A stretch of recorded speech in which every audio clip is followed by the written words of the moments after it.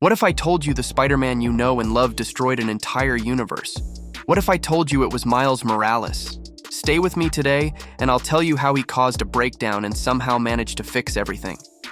The Spider-Man universe is no longer as simple as a guy bitten by a spider in New York. Now we're talking about a multiverse, an infinite web of realities, each with its own Spider-Man.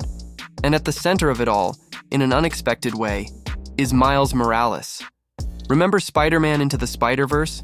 We saw him, a boy from Brooklyn, get bitten by a spider from another dimension and take up the mantle after the tragic death of his world's Peter Parker. He wasn't a copy, he was something new, with unique powers like invisibility and a bioelectric venom blast. In Across the Spider-Verse, Miles is no longer a rookie. He's the Spider-Man of his universe, the one and only. But being the hero takes him on a journey he never imagined. He discovers the Spider Society, an elite group of spider people from across the multiverse, led by the stern Miguel O'Hara, Spider-Man 2099. Their mission? Protect the stability of the grand web by ensuring that certain events, called canonical events, happen in all timelines. Think of these as fixed points in every Spider-Man story. The death of an Uncle Ben, the sacrifice of a police captain, tragic but necessary moments that shape the hero. And that's where the problem begins. Miles discovers that the spider that bit him wasn't from his universe, making him the original anomaly. He shouldn't exist. The big turning point comes when Miles discovers that his own father is destined to die to fulfill one of these canonical events, and he refuses to accept it. Driven by love and the conviction that a hero must save everyone, Miles decides to defy fate. He escapes from the Spider Society with the intention of saving his father, but his actions have unimaginable consequences. Miguel O'Hara shows him a terrifying simulation, a universe that has completely collapsed because his Spider-Man saved a person who was supposed to die. Interference in a canonical event creates such instability that the very fabric of that reality unravels, erasing everything and everyone from it. Miles, in his heroic attempt, is not just breaking a rule, he is playing with the cosmic fire that can erase entire worlds. Miles' escape from the Spider Society base is one of the film's most spectacular and desperate moments. He uses his intelligence and unique powers to outwit hundreds, perhaps thousands, of other spider people. Each of them believes they are doing the right thing, that Miles is a threat to everyone's existence. This conflict pits him against the man he most admired, Peter B. Parker, and against Gwen Stacy herself, who is torn between her duty and her friendship for him. The moral dilemma is brutal. Should Miles accept his father's sacrifice to keep the multiverse safe, as all other Spider-Men have done before him?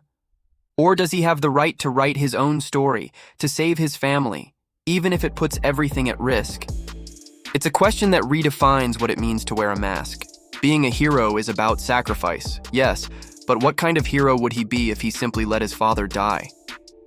But when Miles finally returns home, he realizes he's made a terrible mistake. He didn't return to his universe, Earth 1610. He was transported to Earth 42, the universe where the spider that bit him originally came from. And this universe is a dark place. Without Spider-Man to protect it, the city is plunged into chaos. And to make matters worse, he discovers that his Uncle Aaron, the cat burglar, is alive, but his father is dead. And the biggest twist of all? This universe's version of Miles Morales isn't a hero, he's become the Prowler. Miles is trapped, powerless, while the true villain of the story, the Stain, whom he inadvertently helped become more powerful, prepares to attack his true universe and kill his father.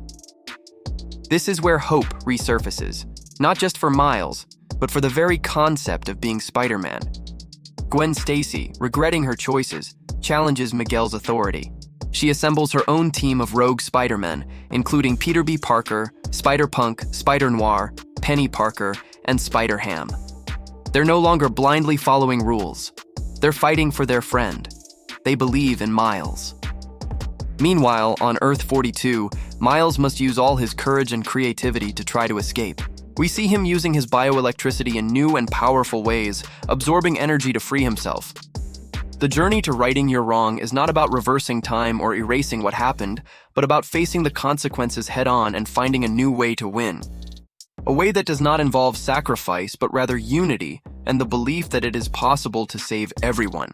The great lesson Miles teaches us is that destiny is not written in stone. He challenges the idea that tragedy is the only way to forge a hero. Miles proves that what makes you Spider-Man is not the loss you suffer, but the love that drives you to keep fighting. His actions, though initially disastrous, force the entire multiverse to question itself. Is Miguel O'Hara right? Or can the web of destiny be rewritten?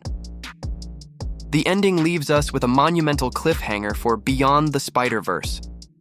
With Miles about to face his evil self, Gwen and her team racing to save him, and the Stain threatening to destroy everything, the question is no longer whether Miles can be a hero. The question is, what kind of hero will he choose to be, and how will his choices forever reshape the Spider-Verse? Thanks for watching this far.